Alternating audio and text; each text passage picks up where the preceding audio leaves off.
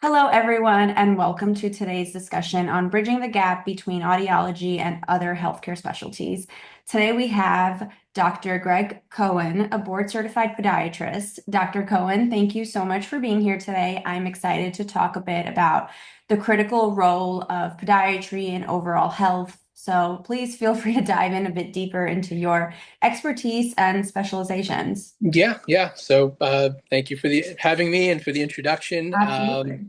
I am in private practice here, right in the building here, 142 Droughton in Brooklyn Heights. Board certified podiatrist for 22 years.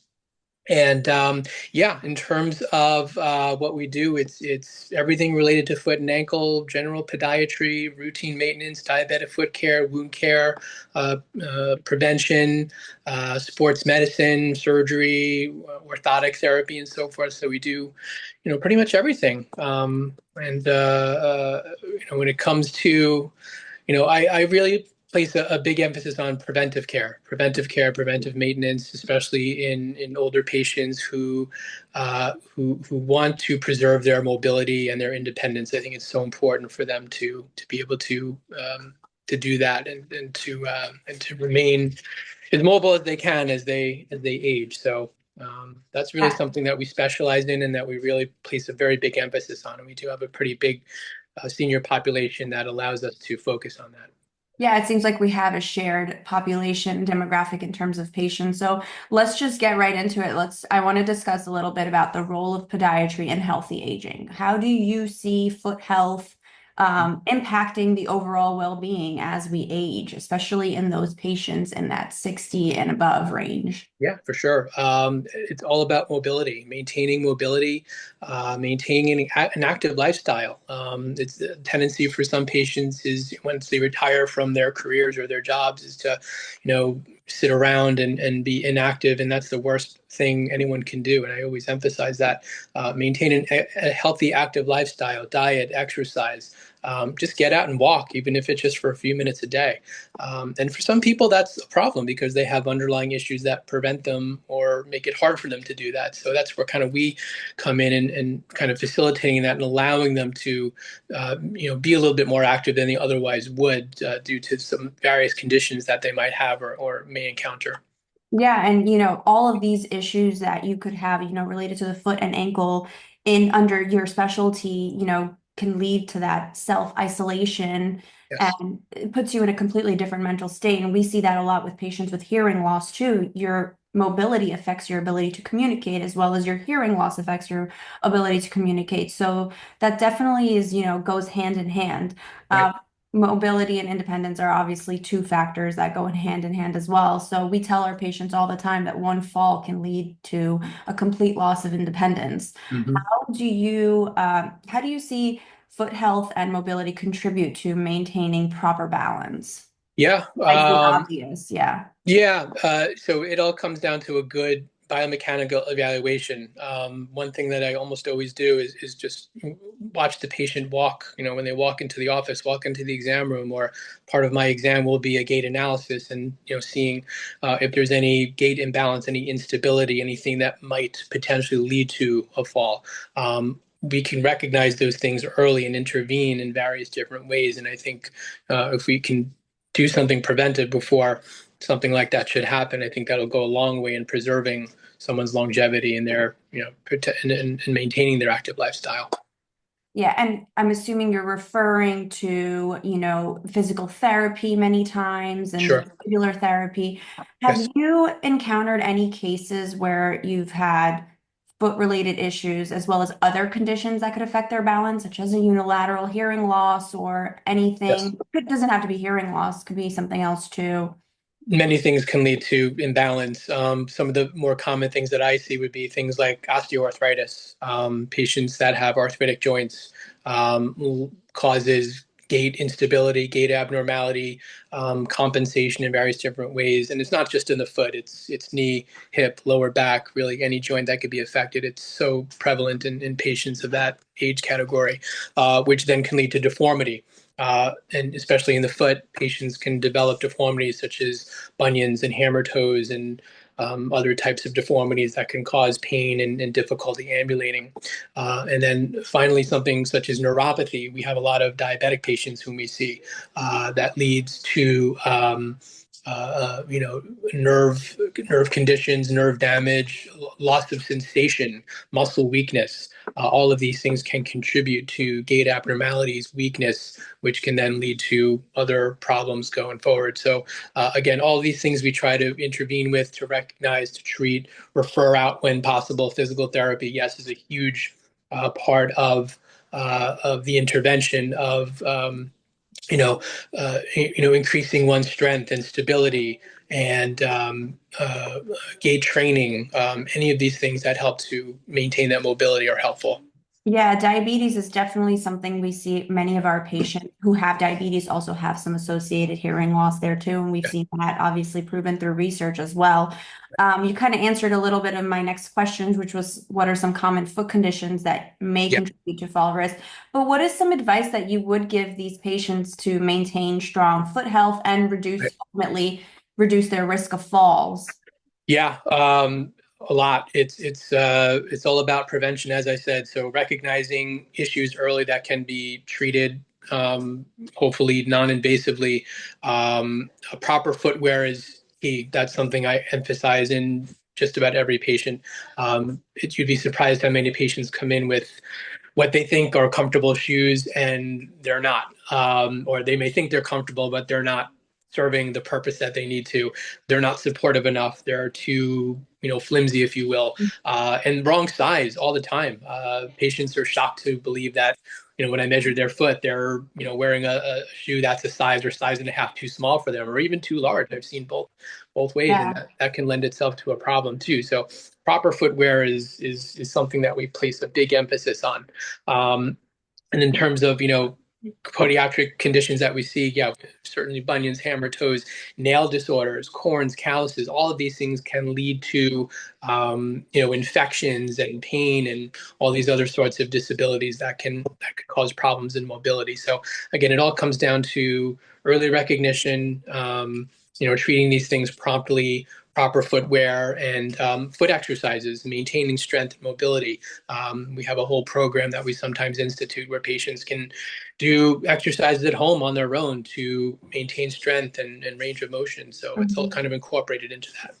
Yeah, you mentioned proper footwear and how many patients think that they have it right and they have the right foot for their the right shoe for their condition, and it's completely the wrong thing. Correct. You'd be surprised how much we see that as audiologists with hearing aids. For example, patients come in and they purchased hearing aids and the hearing aids are screaming at them or they're not fitting in their ears correctly, and they're shocked at the fact that this is, the root issue is that they weren't fit correctly. So we Mm-hmm. take that, that's like a whole appointment Mm-hmm. education session with our patients on how Right. to properly fit you with the right hearing aids. And so Mm-hmm. leads into a little bit about, talking about proper education for patients. We value and try to deliver it to all our patients. Right. We send out educational videos, kind of like you were talking about, sending out YouTube videos, Right. newsletters, and outreach to educate our patients Yep. before and after their appointments on their hearing difficulties, or if they have tinnitus, for example. How do you explain the role of podiatry in this complex balance network to your patients? Yeah, in much the same way. So I'm not technologically advanced so much that we're doing YouTube videos or anything like that. In my patients, I find I try to keep it simple. So whereas a lot of seniors are, able to access these things, I like giving them handouts. I give them Yeah. paper that they can read, and I think a lot of them are old-fashioned in that way, where they appreciate just a piece of paper with some exercises on it that they can follow along easy at home, and that's a great way to emphasize and communicate these things. And then, of course, we do telephone follow-ups and have patients come in routinely for regular maintenance and inspections, and to monitor their progress. Yes, it's definitely, it's a process. It's a rehabilitative process, and it takes more Right. than that one initial appointment. And that's something that we have in common in our specialties is that For I sure. always tell my patients when you put on hearing devices, it's not, the lights don't just go on automatically, but we have to see you very often in the beginning for your brain to Mhm. kind of adapt to this new artificial hearing.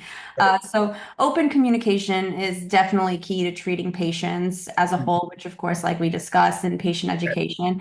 But we also want to, stress the importance of proper referrals to our patients. So we do take like a very, intense medical history intake. So, we talk about how the ears are connected to the rest of the body. And so we ask a lot of questions. And even when it comes to balance, I always tell my patients, balance comes from many parts of the body. It comes from your head, your feet, but also your ears. And so, I like to educate them on that aspect of it.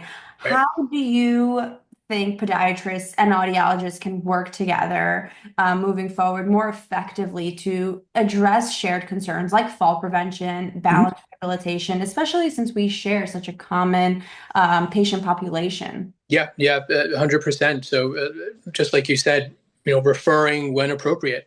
I have had numerous patients whom have difficulty hearing, and either they don't have hearing aids and need them, or they have them and they're not working properly. Sometimes I have to, end up, shouting at them when we're only a few feet apart because clearly they need an audiology intervention. So prompt referral for that specific purpose is absolutely appropriate. So we do that when needed. And conversely, when you folks have a patient come into the office and you see them either limping or having difficulty walking, and they're using an assistive device that isn't serving a purpose and anything like that, referral to podiatry certainly would be appropriate. Absolutely. It makes for a stressful appointment when the patient's mobility is impacted or their hearing is impacted. They're not going home with the full experience leaving your office. So it's definitely important that those referrals are in place. Finally, my last question, do you have any advice for patients who might be in the need of seeing a podiatrist but may not even know it? What are some things that they should maybe look out for? And do you have any resources for these patients that you would recommend to? Yeah, it really what it is pain. Certainly, foot pain is not normal. Some people think it is normal for their feet to hurt when they walk, and maybe there are some conditions where there's no particular cure. But generally speaking, foot pain should be addressed, or at least investigated as to why that's the case. Why is their foot hurting? And various diagnostic tests can be done to determine why that is. X-rays, MRI, sonogram. We have a lot of non-invasive testing that we can do to determine what the underlying cause might be. And once we identify that, we can intervene and institute some sort of treatment, whether it be, again, proper footwear, orthotic therapy, routine maintenance. Sometimes surgical intervention is warranted too if deformities persist despite conservative care and the symptoms go on. Sometimes reconstruction or surgical intervention has to be at least entertained to provide the relief that the patient will require. And in terms of resources, yeah, I mean, the internet's full of them, of course, and I think Google can work both ways. I think patients sometimes overutilize these things and get information that isn't reliable. So I think reliable sources online are fine. WebMD and the Cleveland Clinic and Johns Hopkins and reputable medical websites, not blogs and reading what other people write about various conditions. I can't tell you how many times a patient has come in to me self-diagnosed and they're completely off base. And Oh, once I yeah. tell them what their actual problem is, there's an aha moment. Okay, maybe I Yeah. shouldn't read too much in the internet. So it can go both ways. So Yeah. as long as the website is reputable, such as the ones I mentioned, I think those are perfectly good resources to use for for information. Yeah, I tell my patients the internet is your friend, not your healthcare provider. Correct. Yes. Dr. So Google it's doesn't always get it right. yeah, That's one of my lines. exactly. Well, thank you so much for taking the time and Yeah. answering these questions. I know our patients there, we have patients that could definitely benefit from your services. So, Dr. Greg Cohen is located in the building at our Brooklyn Heights location, which is 142 Geralman Street. He's on the first floor, so nice and easy to get to. Yep. Right. And yeah, thank you so much, Dr. Cohen. I really appreciate your time. It's my pleasure. Thank you for having me.